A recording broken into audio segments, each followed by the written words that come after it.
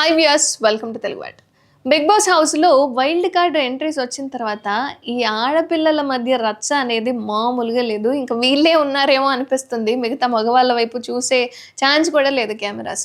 అబ్బో, వాళ్ళ అరుపులు కేకలతో హౌస్ మొత్తం దద్దరిల్లిపోయేలా చేస్తున్నారు. అయితే రీతు అండ్ ఆయిషా మధ్య ఒక డిస్కషన్ జరిగిందనమాట నిన్నటి ఎపిసోడ్లో. ఓ రేంజ్లో మాట్లాడుకున్నారు. వాళ్ళిద్దరి మధ్య వాగ్వాదం అయితే రే ఏంట్రా ఇది అనేలా అనిపించింది.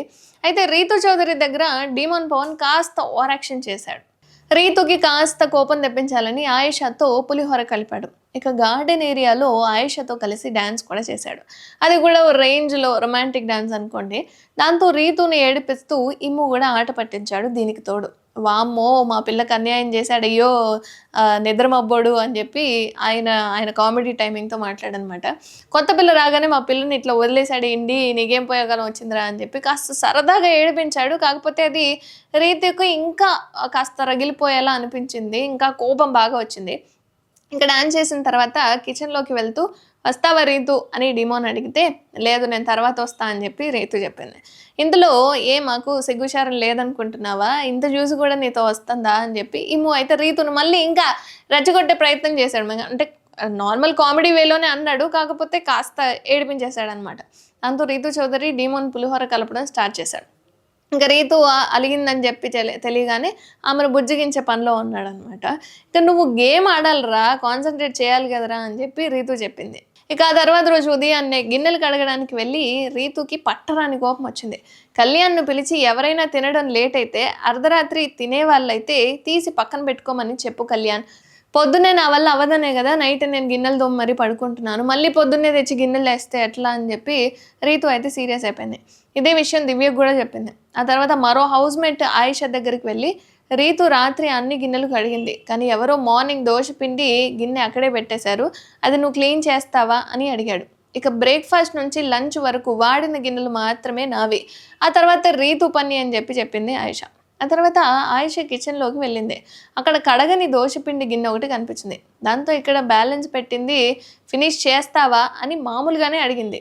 నేను క్లియర్గా కెప్టెన్కి చెప్పా, అక్కడ నేను అన్నీ క్లియర్ చేశాను, అక్కడ ఉన్నవి నేను క్లియర్ చెయ్యను అని రీతు చెప్పడంతో ఈ గిన్నె నిన్న నైట్ తీయని ఆయిషా అయితే చెప్పుకొచ్చింది.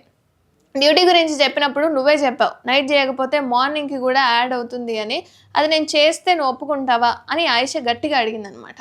ఇక రేషన్ మేనేజర్ ప్లీజ్ టాక్ అంటూ దివ్య వైపు చూసింది రీతు. దాంతో ఇద్దరి మధ్యలో ఓ రేంజ్లో గొడవైపోయింది, అంటే రీతుకి అలాగే ఆయిషాకి. అయితే నిన్నటిది నీ డ్యూటీ కూడా నేనే చేయాలా, అన్నీ నేనే తోమాలా అని చెప్పి ఆయిషా అనిందనమాట. అది నిన్నటిదే, నేను చెప్పింది విను ఆయిషా అని చెప్పి రీతు కూడా చాలా సీరియస్ అయిపోయింది. దీంతో ఏం వినాలి చెప్పు అంటూ ఆయిషా కూడా రెచ్చిపోయింది. ఇక వీళ్ళిద్దరి మధ్య ఓ రేంజ్లో గొడవ అయిపోయింది అనమాట, ఒక గిన్నె వల్ల. మధ్యలో కళ్యాణ్ దూరండి వీళ్ళిద్దరు గొడవ పడుతుంటే, అయితే ఇద్దరు అమ్మాయిలు ఎక్కడ కూడా ఆగలేదు. మధ్యలో వచ్చిన కళ్యాణ్ కూడా ఆయిషా ఇచ్చిపడేసింది. మధ్యలో కళ్యాణ్ రేషన్ మేనేజర్ని అడుగు అంటే నేనేం చేయాలి చెప్పు అని చెప్పి ఆయిషా కళ్యాణ్పై అరిచింది. ఇక నీ పని నువ్వు చేయకపోతే కదా నేను అడుగుతున్నాను, ఊరికే నీ గురించి నేనేం చెప్పట్లేదు కదా రీతు అని చెప్పి అనిందనమాట. ఫస్ట్ నువ్వు కరెక్ట్గా ఉండు రీతు.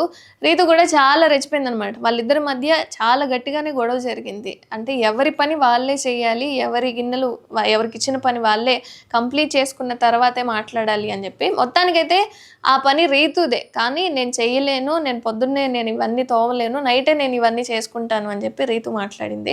బట్ ఇందులో తప్పు మాత్రం రీతు. అయినా సరే రీతు కూడా బాగానే అరిచింది, కానీ కాస్త లాభం లేకుండా పోయింది. ఫైనల్గా అయితే ఆయిషా ఓ రేంజ్లో ఇచ్చేసింది అనమాట రీతుకి. బట్ ఆయిషా గేమ్కి సంబంధించి ఆమెకు ఆల్రెడీ ఎక్స్పీరియన్స్ అనేది ఉంది, ఎవరితో ఎలా మాట్లాడాలి, బిగ్ బాస్లో ఎలా నడుచుకోవాలి ఏంటి అనేది.